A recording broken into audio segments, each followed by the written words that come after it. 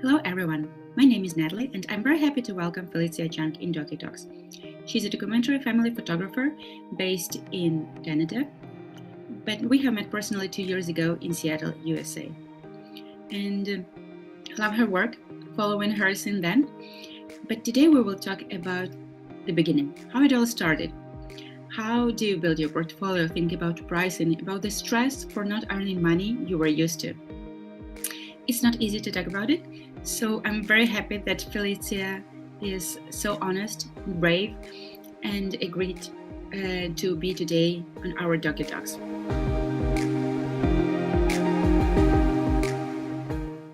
So welcome, Felicia. Hi, Natalie. How are you? I'm very excited because the topic is not easy, and not everyone can talk about it so openly.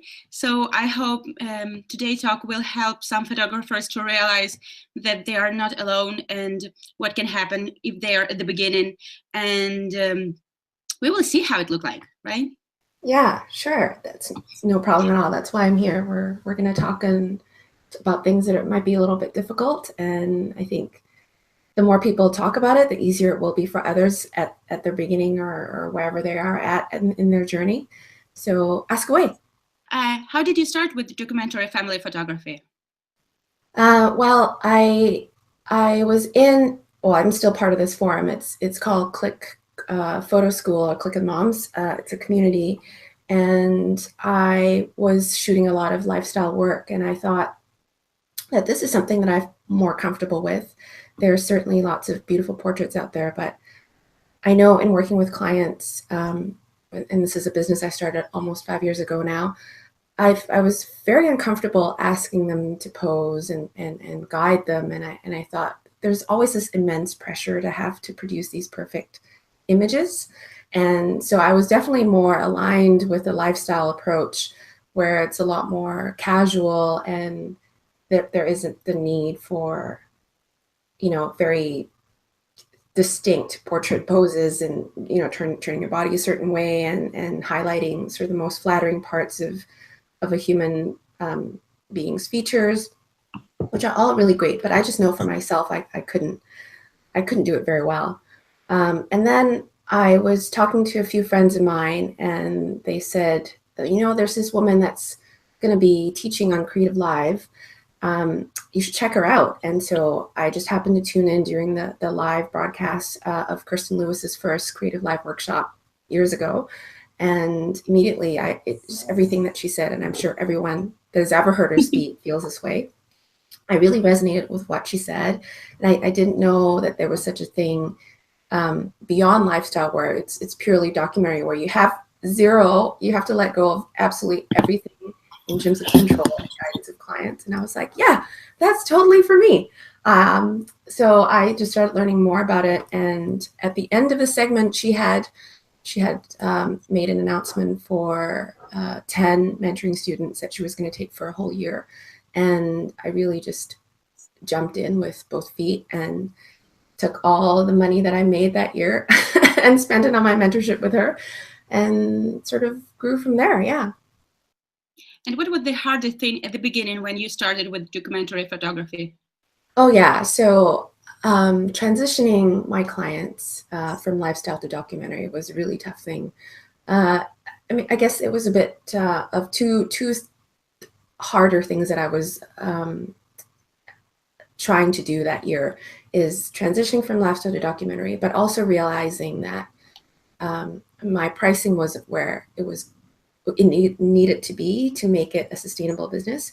So I lost both clients to documentary work, or wanting to do documentary work, as well as losing them to pricing. But I thought, it's just like ripping the Band-Aid off right away and just saying, no, I'm going to do this. I'm going to commit to it. And I needed to be okay with losing those clients along the way. And I think it's the idea of telling myself that it's really the people that end up choosing to work with me, and those are the ones that really get what I'm doing. If I committed myself to photographing this way with this approach, and then making photos that I can then show others.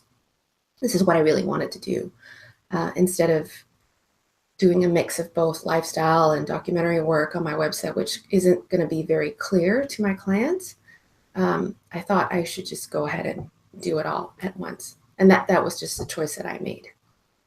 Yeah. Some other harder things at the beginning is obviously finding clients. It was a really hard thing to make people understand, because 3 years ago, I don't think that the idea of documentary family photography was much talked about or known. Even I think today, I mean, there's a really healthy group of us now that are doing this full-time as a business or part-time.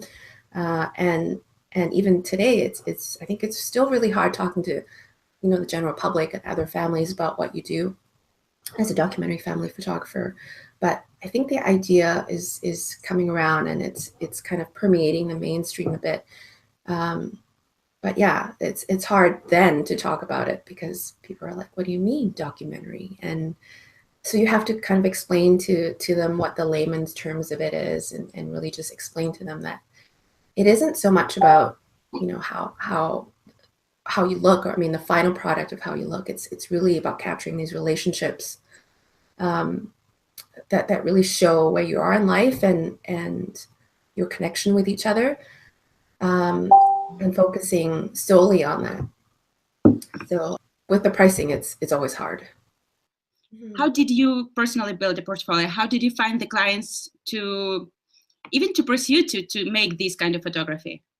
Yeah, that was the year when I was working with Kristen, so I got a lot of guidance from her as to how to do it. Essentially, I reached out to some of my friends, and I explained to them what I was doing, and I chose to do it for free. And it's not everybody's choice to do that. But I just decided that, it's the simplest way, and then I can decide what I would like to get out of it.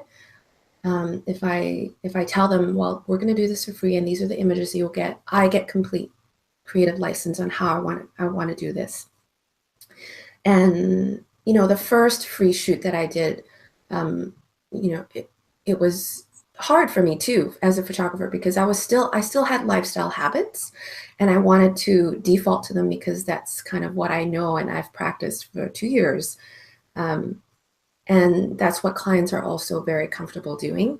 They want candid photos, but they're still like looking at you. So what do I do now? Should we do this? Like, what's good for photos? And it took me a while to learn that to change that conversation early on before the session even happens, and just to repeat to them over time, even during the session while you're shooting, is just to say, please don't do anything for the camera. I really just want you to honor your time together as a family, and don't plan anything outside of what you would normally do. And I frame it to them in a way where I just say, just think about these photos when you get them. If you look at them and oh, this is a time where I was telling my husband that we should bake cookies because it'll look good for photos, then it loses its sort of value of memory of what you guys do as a family. So it doesn't feel authentic, right? Definitely. Yeah, and so I just, as I built my experience from learning, like trial and error of what didn't go right, and tried to do it better the next time. So I think I did probably 8, maybe even 12 families that year. And I didn't do it for, full days or anything. I think the longest I did was half a day, but most often it was 2 hours, because I was also very, very hesitant about imposing on families with longer timelines.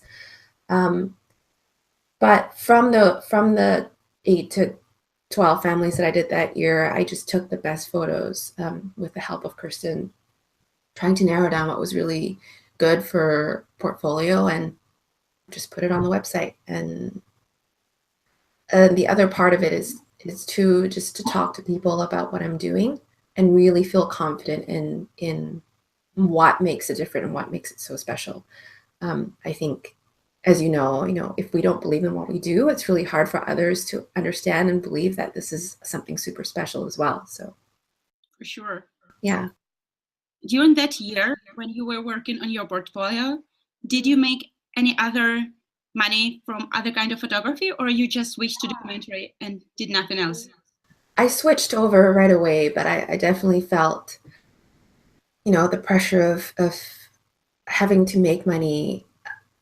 And it was like I said, it was a transition time, right? I went from charging, I think it was like embarrassingly $100 a session and $200 or $300 a session for 2 hours. And I would give all my files. And I went all the way up to $900 for a 2-hour session. So I tripled my price overnight when I decided to do this. So it was hard to find the clients, and then when I do make the money, I'm still thinking like, oh, I could have had like 30 clients at $300, but now I only have like 2 clients at $900. So it really isn't making the same amount that I used to the year before. So what I decided to do at the time is to continue doing the other supplementary work, which was I did school portraits for about 4 years. This is the first year I actually don't do any at all. So that helped. And I also worked with some silent auction, and, obviously I would give some part of it away to the school to support them, but also, they would upgrade, and that's how I would get some of the money. And there was also the mini sessions that I would still run. And I would definitely sort of use the lifestyle approach then, because, 20, 30 minutes, you have to really just get your shot with the family and all the different combinations, and away you go. So that was a quick way that I knew would make up for the money that I didn't make doing documentary family work. Yeah. Did you find a support in your family when you made this transition and you stopped earning money you were used to before? Well, it's always a conversation that my husband and I have, even from the beginning when I started to do this. So I think this is not an unfamiliar story to a lot of parents or moms that are at home and they learn about photography, and then they decide, well, maybe I can do this on the side. It's just some really nice side money. And that's at least how I began, and talking to a lot of other moms, and that's how they began. So when I first started doing this, it was money I got from working as a lifestyle photographer, but then I turned around and took a lot of workshops. So I didn't really have a lot of money from it in my bank. I just spent a lot of it on education. So then when I started getting serious about doing this as a business, and I talked to my husband about it, and he's like, well, how much do you want to make? Like, why are you doing all these free shoots, especially that year when I was transitioning? I think it was really hard for him to understand that I'm not charging anymore because I'm portfolio building, even though I have the technical skills as a photographer. This is a completely new genre. And there was definitely a lot of fighting about why I'm doing it this way. And there was also the other half of the argument was, oh, why are you charging so much when you were getting business at $300 a session? So that was a big point of contention with him. And I guess I just held my own. I just believed that this is what I needed to do. And he definitely came around. Like, I mean, this is like 3 years later now where I'm fully committed to documentary work. And I've been very fortunate in being able to fill my calendar months ahead of, schedule. And there's some sense of comfort in that. And I think he's seen how much people are starting to come around, and he's really shown us support. But definitely, like, I'm about to, I think, commit to a workshop next year, learning how to run a business and sort of the next level of really making this even more than what it is. And that's going to be at that like few $1,000s of a commitment. And I'm sure he's going to ask, a few questions about that too. But at least now, learning how to manage my money and how much of it will go to tax, how much of it will go to expenses. And I've saved up a nice little nest egg for education again. And it's been a couple of years since I've really put in big money into education. And I feel like now it's time. I totally agree. Well, making nice photos is just a really small part of the whole photography business. Yes. It's the best education. part. It's such a small part. How long did it take before you have really started to make money from documentary family photography, when you started to charge your clients? So when the year I was portfolio building, obviously I charged a very small amount, or I actually charged what I thought I was comfortable charging, which was around $1,000, and made some money from it. And the following year, I saw, steadier clients, but it's such a feast or famine thing with photography anyway. So I was always like, I don't know when my next client's gonna show up. So at that time, I got some money, and so I think I was actually in the green that year. So that second year, so the year after portfolio building, I was making some money, but not a ton. I think it was the third or second year fully charging that I started to be able to put some money aside, and I was quite happy with it. So this is my third or fourth year, I guess, of doing this, and this is still by far my best year, and I feel like I'm actually running a successful business, so to speak. I mean, I'm not. Net income isn't anywhere close to like $100,000, nowhere near. But in terms of consistently booking and finding clients that are seeing, a value to what I'm doing, looking at my work and feeling like, yes, I want her to do this. So at least making those successful inquiries, turning them into conversations, and whether they actually book or not is a second step. But at least that conversation between myself and a potential client has already been established, which I think is a big success.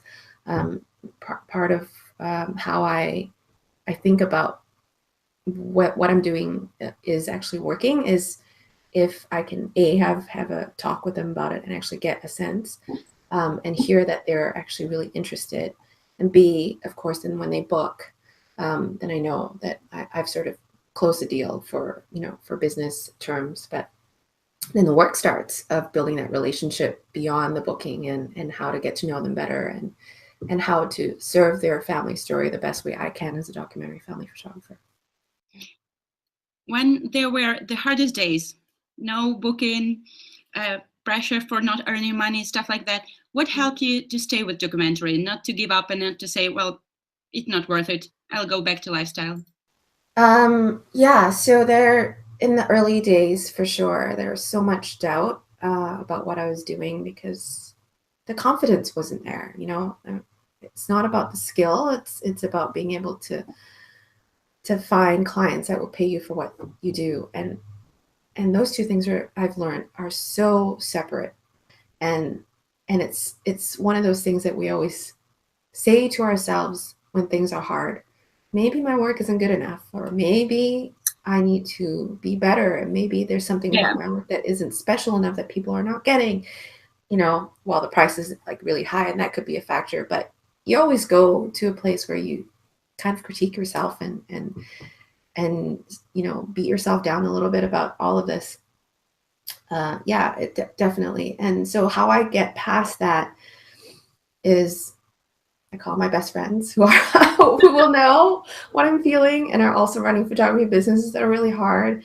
And we just support and encourage each other, and say that this too will pass. And then we tell each other when we do get the next booking successfully, we're going to call one another and celebrate, and really, really celebrate. So it's kind of that roller coaster, but being able to do that with other people and feel that you're not alone in this, I think, is a big piece of the puzzle that will get you through it.